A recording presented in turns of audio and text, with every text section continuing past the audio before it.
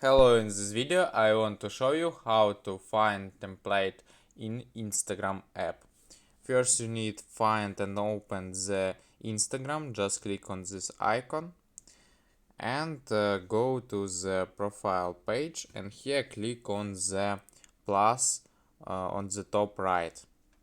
Here create the reels, and then we can just add template. Click on it, and here we can see all Instagram templates here. And for use this template, just click for someone, and here we can see use as template. Replace the clips with your own. Here we can click on the add media in your gallery on your phone. Just find some clips you want to add to your template, and then choose these photos here. As can we see, the first, the second, for example this,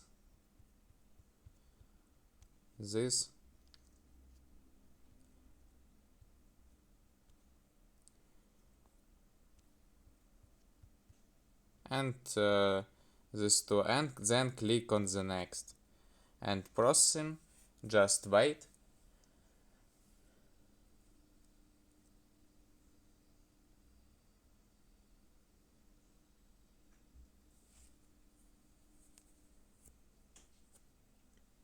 Wait for loading for create template.